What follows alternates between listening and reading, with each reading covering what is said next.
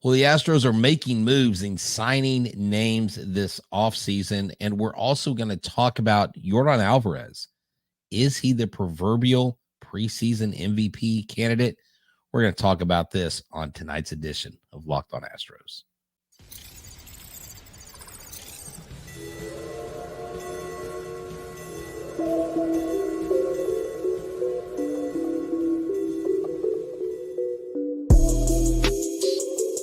Welcome to Locked On Astros, your daily Astros podcast. Here are your hosts, Eric the Man Huysman and Brett H-Town Wheelhouse Chancey.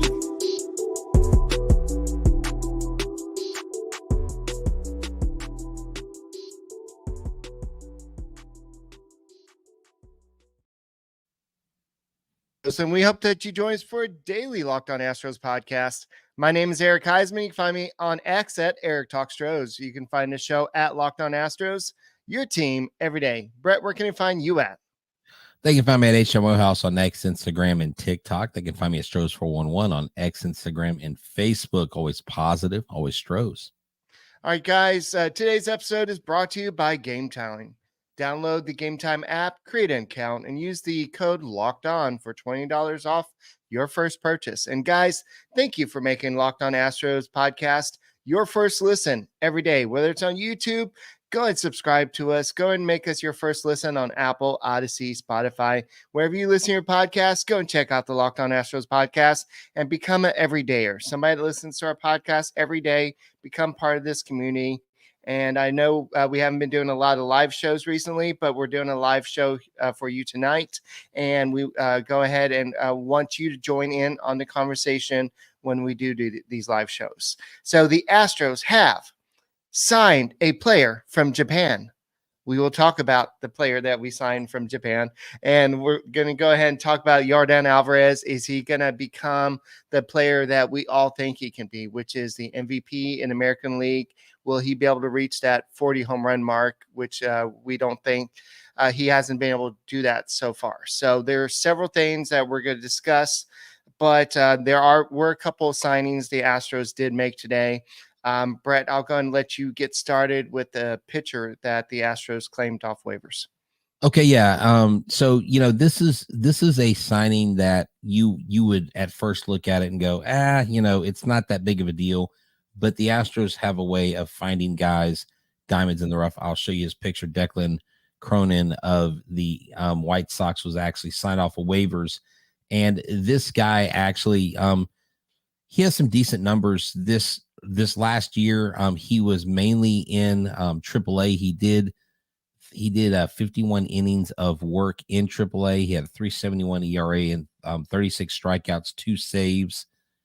He had 49 total appearances. He actually made his major league debut this last year. But here is a key thing. A friend of mine who does some work writing for a couple different sites, Mitzi there on Twitter, he talks about Declan Cronin is a shot in the Clay Holmes mold. His sinker is A++, the ground ball inducer. He basically into the mid 90s. He ran a 74% ground ball rate. His slider also models out with the full standard deviation above average contact management, pounds the zone, plays with the slider shape a lot, and can sweep at 13 plus inches at 86 mile an hour or dial it back. What those words mean and what all those things see is that he has the ability to move the ball through the zone and induce the ground ball very frequently. In a park like Minute Maid, you don't want someone that's a fly ball pitcher. Now, we know Justin Verlander's a fly ball pitcher, but he typically keeps it under control, a solo here, a solo there. But this guy, if they can get him dialed in, if they can get him the work he needs to get, he could be a very serviceable piece in the middle of this rotation because they haven't signed Neris. They haven't signed Hicks. They're not going to sign Stanek. So they need other guys to come in and fill the hole. You got him, you got Souza now. And so I think this is another good sign. I think him and I think this other guy that we got, Dylan Coleman from the Royals, may be good additions. It's a low risk, high reward move on their part. Yes. So I know Brett just said rotation. He means the bullpen rotation, not the actual rotation. Well, yeah, middle relief. Yeah. Yes. So, but to make room on the roster, the Astros did designate right-hander Joel Kuhnel for assignment. So I don't know if you had any favorite moments of him being on the roster, but he's out there. I saw a lot of tweets today saying that, the dad bod is no longer with the Astros, but he is the everyday guy out there. So props to him for going out there and doing what he does. But I think this guy, the numbers don't look good. I mean, he had a 9-something ERA in the big leagues so far, but you can't always judge what people do in the big leagues, especially in a small sample size. And he hasn't been given a big opportunity to succeed. And unfortunately, the next guy that we talked about, the Japanese signing, is somebody that kind of fits that mold too. It's hard hitting Chris Gittens. He is coming from Japan. He played 2 years in Japanese league, and he was a former. I think he signed with he was a 12th round pick by Yankees back in 2014. Yeah. He plays first base. He only played 16 games in his rookie season with the Yankees. And in 2021, he batted 111, 250. 194. He did have one home run that season. Hold on. Did you have to read his line? Did you have to read his slash line? Yeah. 111. Wait, I think. Hold on. I think from now on. I just saw about this. I think from now on, I think the guys have to have a certain number before we read their line. Like that doesn't even qualify to. You hold on. 111. What was the second number? 250. Okay. What was the third number? And his slugging percentage is 194. That's not fair. Let's spare him the details. I'm sorry, man. You know what you should do? You should take his line and Maldi's line and say, which one is Martin Maldonado? I guarantee Maldi would be higher than all three of those. That's what's sad. But, these are things that the Astros are going to do. We know they don't have a ton of room, Eric. Hard hitting Chris Gittens, like you said, maybe he's got this name and he's got almost 100 home runs in his professional career, so he's got that for him. Right. But all these things, I mean, this is to fill spots, to fill holes, to see if they can find something a little here, a little there. Look, Singleton's coming into camp, hoping to make the roster, and someone like a Chris Gittens could be someone who comes in and takes a spot from him. If he's hot, I doubt it, but that's why they do that. I'm sorry. I couldn't help from laughing. You reading that line was like, those numbers are so like uninspiring, I guess. All right. Let me give you some more inspiring. In 2021 in AAA, he had a slash line of 301, 440, 644. He did have 86 home runs in the minor leagues.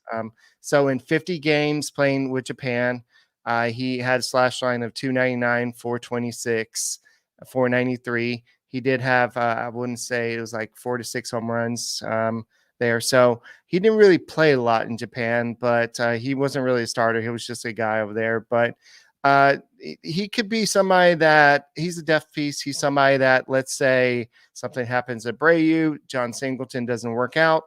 What else do you have?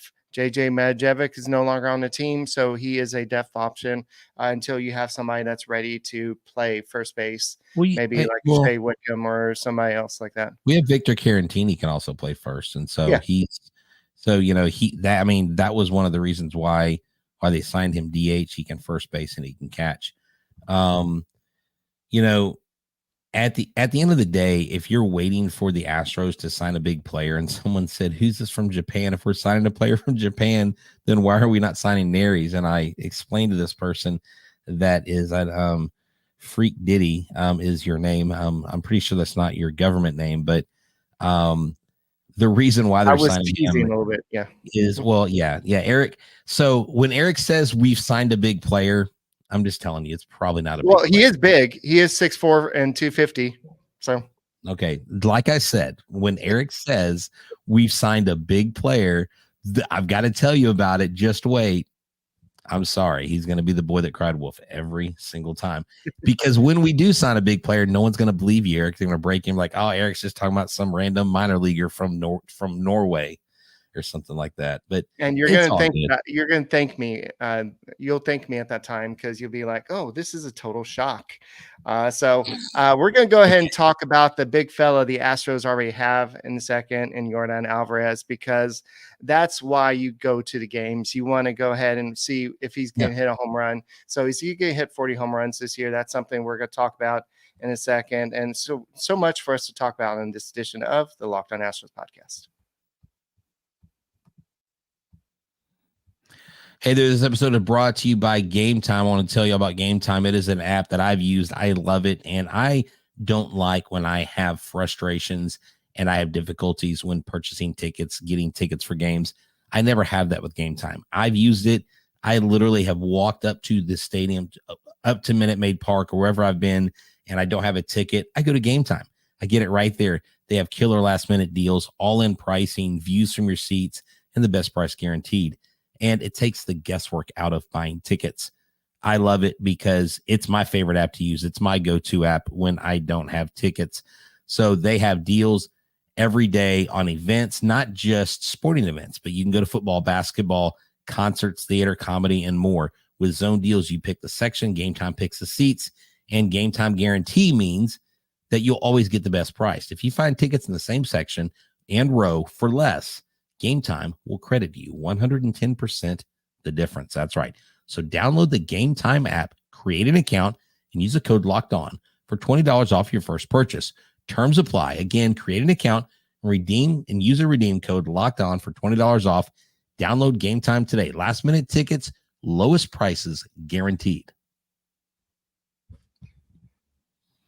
Hey guys, why don't you check out Locked On Sports today? It's the first ever national sports 24/7 streaming channel on YouTube. Locked On Sports Today is here for you 24/7, covering the top sports stories of the day with local experts of Locked On, plus our national shows covering every league. Go to Locked On Sports Today on YouTube and subscribe to the first ever national sports streaming 24/7 streaming channel.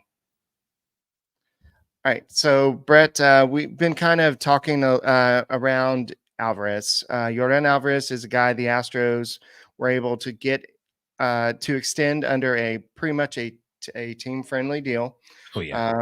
It's somebody that they're kind of building their future over, and a lot of people want to know, can he win the MVP this year now that Shohei Ohtani is out of the American League, and can he stay healthy enough to hit 40 home runs?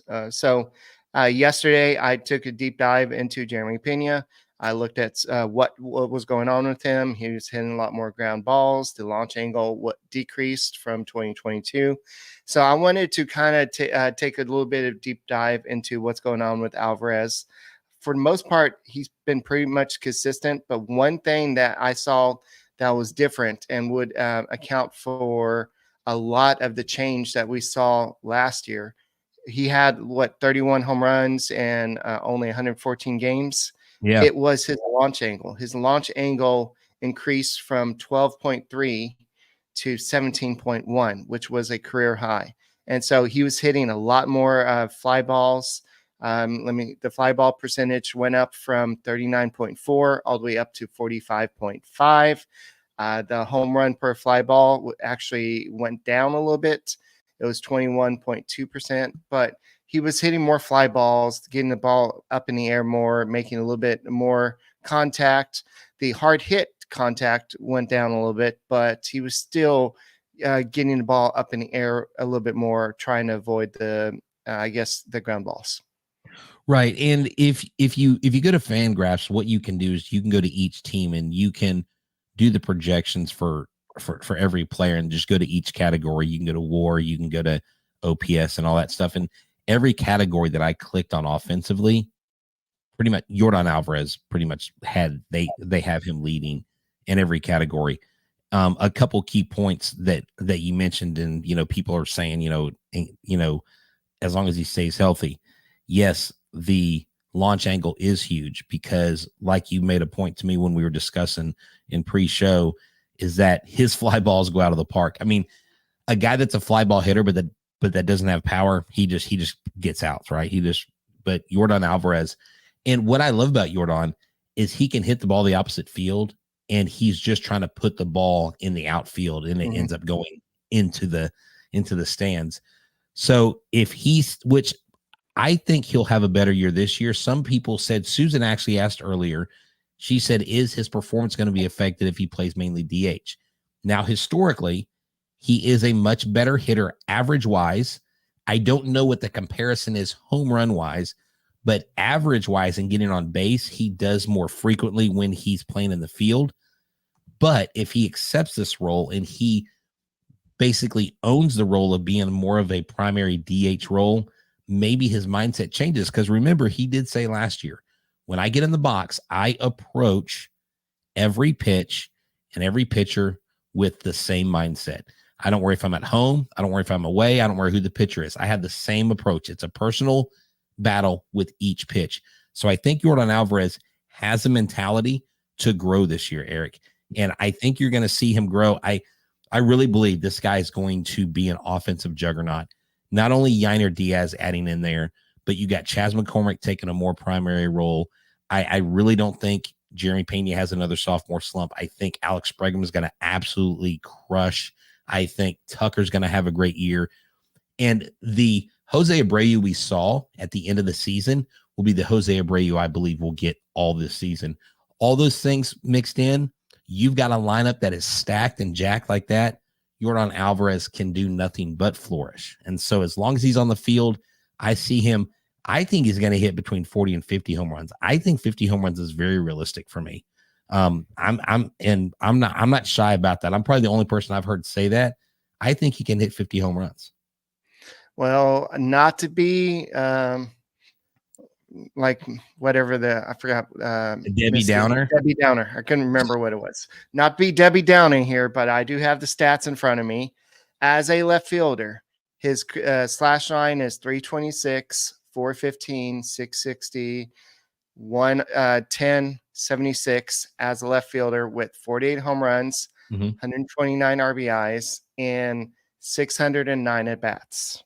So basically 48 home runs. Now, as a DH, in 1,400 at bats, roughly, he has 80 home runs, 248 at bats, and 248 RBIs. His slash line is 282, 377, 555, 932. Okay, hold on. You said he had more home runs as a DH than he does as a left fielder? Yes, that's just because he played almost more than double that. Okay, so why is that so that would make my point. Well, he's played like double more, like 2 times more as DH than he has as a left fielder. So I see what you're saying. So yeah, basically I'm sorry. Go ahead. So his OPS plus as a left fielder is 119. His OPS plus as a DH is 91. So he's much better as a left fielder. He is, but he hasn't had a lineup that I think is going to outperform last year's. I mean, this is going to be look, I'm not saying they're going to be the Rangers of 2022. Of 2023, but this team is going to be one of the best offenses in the American League. And that's where I think a lot of people are sleeping on the Astros, Eric. I keep hearing this narrative. The Astros are done. Their run is over. The Rangers have ended it. No, they haven't. Sorry, little brother. You're still little brother. You still have less titles, and you still got to win one more to at least equal us. You're still the JV squad. This squad, top to bottom, I would put against anybody. And maybe I'm overly optimistic. Maybe I'm wearing Yordan colored glasses, but I'll tell you right now, if there's anybody on this team that can go out and do it and has the stones to do it, it's absolutely Yordan Alvarez. Because look, we got West Texas Mark saying, I think Diaz is going to hit 30 home runs this year. I think Alex Bregman is going to hit 30 plus home runs. I think Altuve could get back to 30 home runs. Can you imagine if Jose Abreu hits 25? Can you imagine if Kyle Tucker's hitting 38, 40 home runs? I mean, we have a chance to see Chaz hit 20 to 25. You know what I'm saying? So there's so much potential. And I think because the way the lineup is constructed, Eric, is going to counter what you normally see in a drop off because of the protection he has around him. But I mean, historically, you are correct. So he has to change that trend in 2024. Right. Yes, because I think that they're going to play a lot more Chas McCormick, and they're going to try to get maybe Jake Myers a little bit more playing time in center field. So if he's going to play a lot more at DH, unless Chris Gittens decides to explode and takes over at the DH spot. And no, they're not. No, they're not. Come on. Well, Aaron. you're not going to bet on that. You're not going to go out there and just make some bets on Chris Gittens. No, because I am working on what the Texans are going to do this weekend. So let's go. Yeah. All right, this episode is brought to you by FanDuel. FanDuel is America's #1 sports book. Look, the NFL season is wrapping up this weekend. The Texans win, and they are in, baby. That's right. They even could possibly win the AFC South. But what I want to tell you about is even more important than that, because you could win $150 in bonus bets guaranteed when you place a $5 bet. So that's $150 in bonus bets, win or lose, not just win, but win or lose. The app is so easy to use, and there are so many different ways to bet, like live same game parlays, find bets in the new Explore tab, make a parlay in the Parlay Hub, the best way to find popular parlays and more.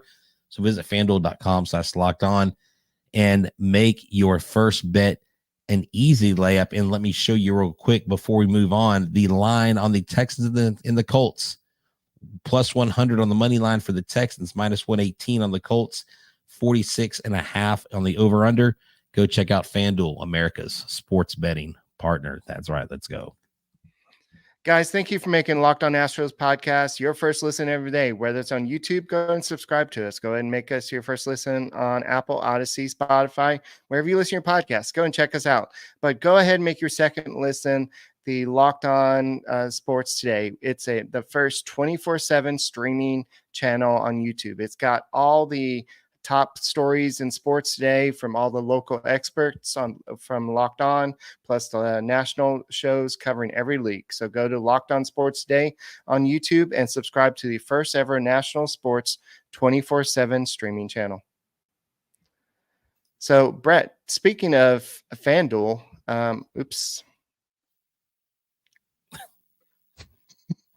Speaking of FanDuel, I went and looked at the odds for MVP for the 2024 season. Okay. Alvarez is in the discussion. So is Kyle Tucker, a little bit further down the list. But who would you think the two guys in front of Alvarez are, according to FanDuel? In the American League? Yes. I mean, are they going with Aaron Judge and Mike Trout? Aaron Judge is one of them. Okay. I think you're giving Mike Trout too much credit. Well, I mean, I just assume he's in there because he's like always in the voting, even if he's how about more down there? How about Corey Seager? Is Corey Seager back up there? Yes, actually, according to FanDuel, he's ahead of Alvarez. So okay. There's actually three guys ahead of. So you're missing one guy. Marcus Semien? No. Julio Rodriguez. Let's just say he was traded this offseason. He was traded. And he's not 22 anymore. Oh, Juan Soto. Oh, yeah, because he's a Yankee now. Yeah, because, you know, the Yankees are going to win 8 World Series and Juan Soto will always forever be a Yankee and blah, blah, blah. Yes. No, look, Juan Soto may actually, New York may be what he needs. That dude is a big game pitcher. I mean, that he's a big game hitter. When the lights are bright, he shines. We saw what he did against the Astros in 2019 when he was even younger. And it's probably a good pickup. And from what I understand, he fully intends on staying around. And the Yankees will probably sign him. So he may be a formidable opponent. Look, Yordan Alvarez has his work cut out for him. But I think he is the most complete hitter in the American League, if not the National League.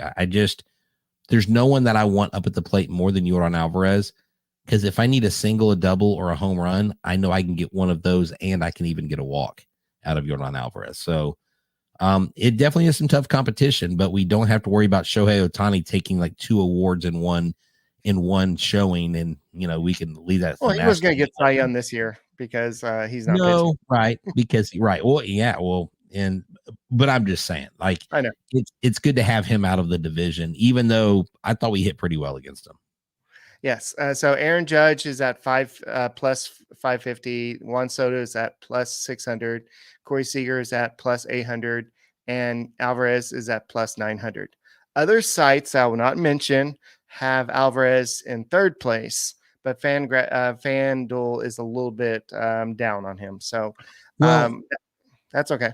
Go ahead. well, we know what predictions are. They're predictions. I mean, what did MLB.com say last year about Javier? He was going to win Cy Young. He did not have a Cy Young year. So the thing I'm not worried about are the players. Looking at these predictions, these are just predictions. These are prop bets. This is to get money moving in Vegas, and I get that. That's what it's all about, the economics. And so, look, someone here says something interesting. Okay. No chance Yordan hits 40 homers. Love the dude. Grateful he's our guy and also an H-Town legend, but he doesn't stay healthy long enough. We should be thankful he's been healthy come play. Well, here's the deal. My counter to that is he had 114 games that he played and he hit 31 home runs. If this guy plays 30 more games, I bet you, I think the over-under, I would put it 135. I'm going to go over for Yordan this year. I bet he gets at least 140. I'm good with that. Easily gets 40 home runs. Easily.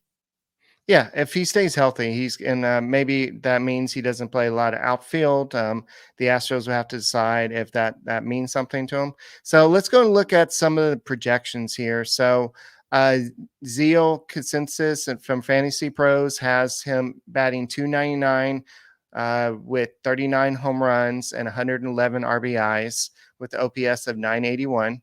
Fangraphs has him hitting 38 home runs with 110 RBIs with a 990 OPS.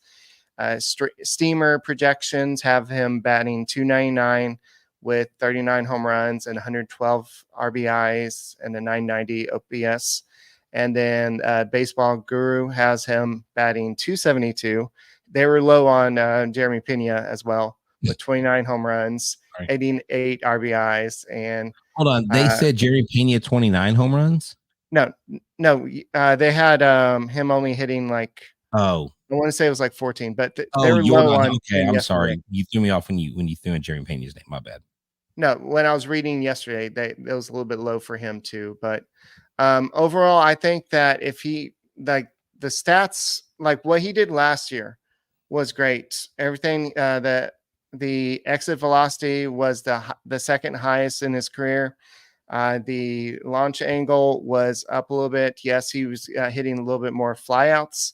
It wasn't going deep enough. The hard hit, I think what he needs to work on is getting the hard hit a little bit back to where it was in 2021 and 2022. It was down way a lot from that, but I think overall, I'm not worried about it. The thing that we have to worry about is not only do we have to worry about the injuries with Alvarez, but he typically has those prolonged slumps where he just can't get a home run to do anything. Okay, so here's the deal on his injuries. Okay, he did miss 48 games or days last year because of an oblique strain. Right. The year before that, because of hand and COVID, he only missed 15. In 2021, he only missed 10. In 2020, he missed 43 and 23. That was because of knee and COVID. After the knee, he had that surgery, right? So last year, he missed 48 games or 48 days. But the year before that, I mean, he didn't even miss, like I said, 15 the year before that, 10 before that. So we're kind of going with recency bias here. It's not full on that he's always injured, because that's just not true. Go look at the numbers. It seems like that, but that's just simply not the case. He's played a lot more than you think, and they gave him a lot of rest days early on because of his knee and all that stuff. But I think Yordan's going to be fine. Yeah, so I think he's going to eclipse 40 home runs. I think there's a chance that he'll go ahead and win the MVP. I do think that Juan Soto, if he can get past the Yankee crowd, because we know that he tends to struggle at times, and we'll see what type of metal he has, if he can actually withstand a Yankee crowd, fans, because they're a different animal over there than I'm sure anything he faced with the Nationals and with the Padres. So, but Judge, he wasn't healthy last year. He's kind of deals with his injuries as well, and now he's moving to center field to kind of accommodate for Juan Soto. So he's not a quick guy. He's not somebody that's natural center fielder. So that's probably going to lead to some issues down the road. So we'll see what happens. Yeah. But I think that there's a chance he could do it. And I think Shohei Ohtani going to the American League, National League, is a good thing for Alvarez. Yeah, definitely. And, Eric, I think it's only like 40 days, or if you're listening on Friday, 39 days until pitchers and catchers can report at the earliest, February 13th. We are excited about baseball. We've got some things coming up, and I don't have the date yet, but I have the confirmation, an exclusive with Ronel Blanco, Houston Astros relief pitcher, in person, Locked On Astros, first ever Ronel Blanco interview on a podcast will be on our podcast coming this month. So stay tuned for the date. It's going to be an awesome thing. All right, guys, thank you for making Locked On Astros podcast your first listen every day, and we'll be back next week. And go Stros. Yeehaw. You had the yeehaw. Yes. What are you doing?